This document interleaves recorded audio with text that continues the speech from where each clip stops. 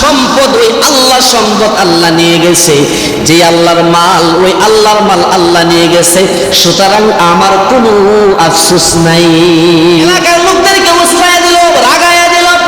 এলাকার সমস্ত মানুষ জমাট হইয়া একত্রিত হইয়া আইয়ুব আলাইহিস সালাতু ওয়াস সালামকে ডাক দিয়ে বলে, ওরে নবী পয়গম্বর, আমার পৃথিবীর জমিনের যত রাসূল পৃথিবীর জমিনের মধ্যে আসছে, এর ভিতরে একজনের নাম হচ্ছে হযরত আইয়ুব আলাইহিস সালাম। আমরা নিশ্চয়ই নাম শুনছি।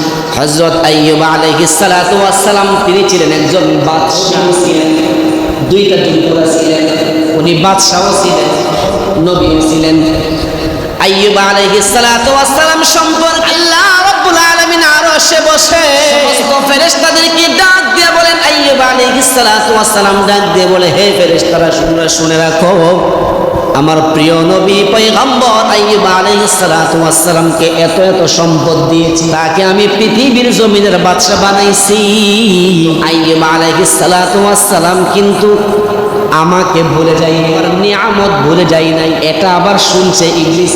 ইবলিস কেমন ইবলিস ডাকতে বলে, হ্যাঁ রব, আপনি তো আপনার প্রিয় নবীকে ক্ষমতা দিয়েছেন, বাদশা বানাইছেন, নিয়ামত দিয়েছেন, ধন সম্পদ সব দিয়েছেন। ওগো আমি ডাকতে বলে, হ্যাঁ রব, আমি যে আপনার প্রিয় বন্ধু আইয়ুব আলাইহিস সালাতু ওয়াস সালাম থেকে আমি যে পরীক্ষা নেই, সেই শক্তি সামর্থ্য আপনি তো আমাকে দিতে হইব, না দিলে আল্লাহ বলে, ওরে ইবলিস যাও রে যাও, আমি আল্লাহ তোমাকেও সেই সামর্থ্য শক্তি দিলাম। ইবলিস আইয়ুব আলাইহিস সালাতু ওয়াস সালামকে সবচাইতে বড় যে পরীক্ষাটা নিলেন, সর্বপ্রথম যে পরীক্ষা নিলেন, আইয়ুব আলাইহিস সালাতু ওয়াস সালামের বড় হাজার হাজার উটের ফাল ছিল।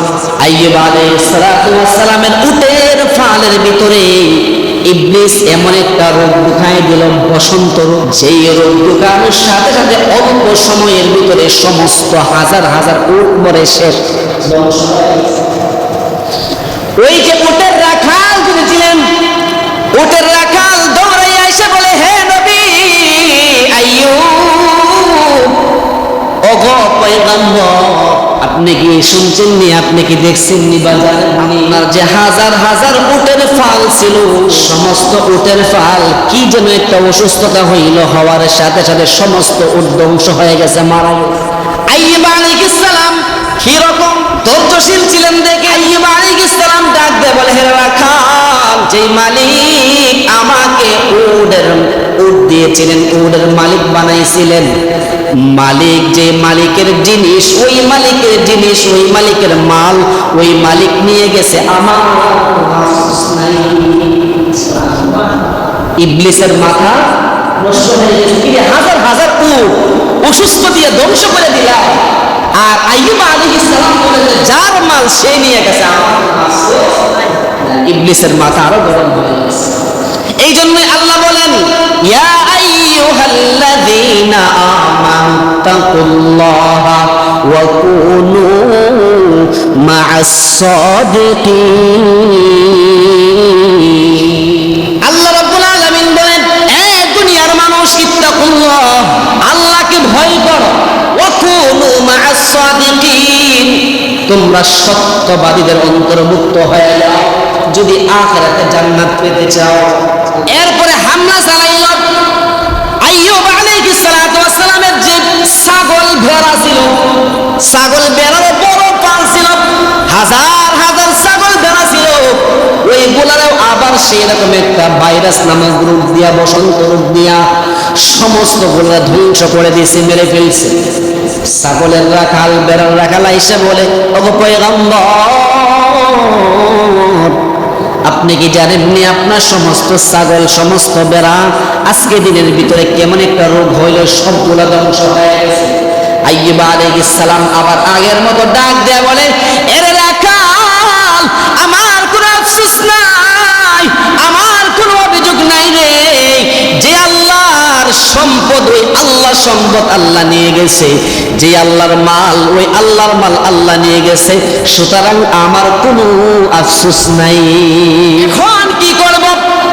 আইয়ুব আলাইহিস সালামের যে শস্য ছিল, ক্ষেত ছিল, ধান ক্ষেত, শস্য ক্ষেত, সরিষা ক্ষেত, যতগুলা ফল ফসলের ক্ষেত ছিল, ইবলিসের প্ল্যান হচ্ছে এইবার যত খাবারের রিজিকের যত ফল আছে সব ধ্বংস করে দিই। ইবলিসে কিসে একটা জিনিস দিয়ে দিল, সমস্ত ফল ফসল মুহূর্তের ভিতরে ফুরে ছাই হয়ে গেল। আইয়ুব নবীর নিকট নিয়ে আসলো, ইয়া রাসূলুল্লাহ, ও নবী পয়গম্বর, আপনার সমস্ত ক্ষেতের ভিতরে যত প্রকার ফল ফলাদি ছিল সমস্ত কিছু আজকের ভিতরে ফুরে ছাই হয়ে গেছে, ধ্বংস হয়ে গেছে। পয়গম্বর আইয়ুব আলাইহিস সালাম ডাক দিয়ে বলে, ওরে শুনো রে শুনো, আমার সব কিছু ধ্বংস হয়ে যাক, যে আল্লাহ আমাকে সম্পদ দিয়েছিল, যে আল্লাহ আমাকে রিজিক দিয়েছিল, যার রিজিক সে উঠায় নিয়ে গেছে, সুতরাং আমার কোনো অভিযোগ নাই।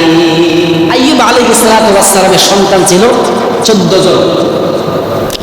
আইয়ুব আলাইহিস সালামের সন্তানগুলো কোন একটা ঘরের ভিতরে, বিল্ডিং এর ভিতরে তারা পড়তেছিল। আইয়ুব আলাইহিস সালামের সমস্ত সন্তানগুলো যখন সন্ধ্যাবেলা সকলে পড়তে বসলো, ইবলিস তখন সে কি করলো, যেই ঘরের বিল্ডিং এর ভিতরে ছিল ওই ঘরের বিল্ডিং এর একটা পাশ দিয়া দেয়াল ধাক্কা দিয়া সমস্ত 14 জন সন্তানকে মুহূর্তের ভিতরেই তারা হত্যা করে ফেললো। আইয়ুব আলাইহিস সালামের নিকট খবর যায়, গো নবী পয়গম্বর, আপনার নিকট এমন একটা নিয়ম আসছে? বলে হ্যাঁ, কি?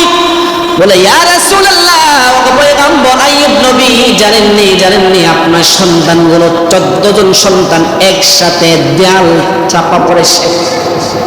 আইয়ুব আলাইহিস সালাম ঠিক আগের মতো উত্তর দেয়, ওরে শুনো রে শুনো শুনো, যে আল্লাহ আমাকে সন্তান দিয়েছিলেন, যে আল্লাহ আমাকে সন্তানের মতো নিয়ামত দিয়েছিলেন, ওই সন্তান নিয়ামত আল্লাহ নিয়ে গেছে, সুতরাং আমার কোনো অভিযোগ নাই, আমি আল্লাহর প্রতি আমার কোনো আপত্তি মিনতি নাই, কোনো আফসোস নাই। সন্তানগুলো 14 জন সন্তান আল্লাহ নিয়ে গেছে। এইবার আইয়ুব আলাইহিস সালামকে 4টি পরীক্ষা নিছে, সবগুলোতে ফার্স্ট ডিভিশনে ফার্স্ট। এবার ইবলিস বলে, আইয়ুব, এবার আমি তোমার নিজের জানের উপর আঘাত দেব, এবার দেখা যাবে তুমি কেমন।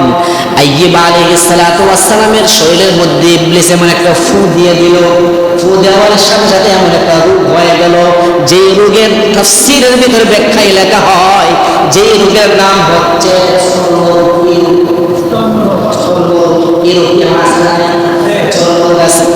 এই রোগটা এমন তার বিষ ছিল, বিষাক্ত রোগটা।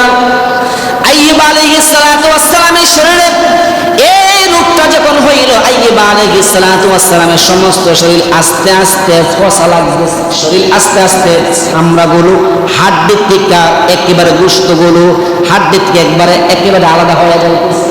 আইয়ুব আলাইহিস সালাম এরপরে তার মুখ দিয়ে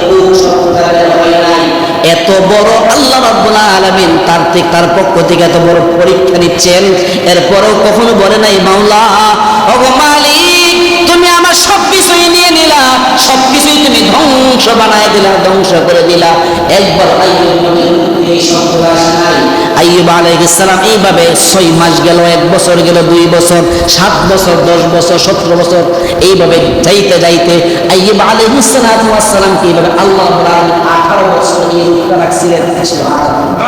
আইয়ুব আলাইহিস সালামের এই রোগটা তার শরীরের ভিতরে 18 বছর ছিল। ইবলিস মানুষদেরকে, ওই এলাকার মানুষদেরকে বলে, এ লোক চটল, তোমরা জানোনি আইয়ুব আলাইহিস সালাম তোমাদের বাদশা ছিল, ভালো কথা, সে একজন নবী, ওইটাও সত্য, কিন্তু তার শরীরের ভিতরে আল্লাহ এমন একটা রোগ দিয়েছেন, এই রোগটা হচ্ছে সরাসরি আইয়ুব আলাইহিস সালামকে যদি তোমাদের এলাকার থেকে যদি তোমরা না বাহির করো, তাহলে তোমরা কিন্তু সবাই সেই রোগে আক্রান্ত হয়ে যাবে। এলাকার লোকদেরকে উস্কায়া দিল, রাগায়া দিল, এলাকার সমস্ত মানুষ জমাট হইয়া একত্রিত হইয়া আইয়ুব আলাইহিস সালামকে ডাক দিয়ে বলে, ওরে নবী পয়গম্বর, আপনি আপনার স্ত্রী নিয়ে আপনি আমাদের এলাকার থেকে বের হয়ে যান, না হয় কিন্তু আমরা আপনাকে ধার ধাক্কা দিয়ে এলাকার থেকে বের করে শহীদ বললাম, আপনি আপনার স্ত্রীকে নিয়ে আপনি বের হয়ে যান, কারণ আপনার জন্য আমরা সকলে রোগে আক্রান্ত হয়ে যান। এর ভিতরে আরেকটা বিষয় হচ্ছে, হযরত আইয়ুব আলাইহিস সালামের 4 জন স্ত্রী ছিলেন। এর ভিতরে একজনের নাম ছিলেন বিবি রহিমা। আল্লাহ নবী সাল্লাল্লাহু আলাইহি ওয়াসাল্লাম হাদিসের মধ্যে আসছে আইয়ুব আলাইহিস সালাতু ওয়াস সালামের চারজন বিবির ভিতরে তিনজন বিবি আইয়ুব আলাইহিস সালাম শরীরের রোগের একেবারে রোগের ফসা দেখে গন্ধে তিনজন বিবি তারা বলল, ওগো নবী আপনার সঙ্গে আমরা থাকবো না, আমাদেরকে আপনি শেষ সালামকে রেখে তারা চলে গেল। এরকম সুবিধাবাদী স্ত্রী আমাদের সমাজে আছে না নাই?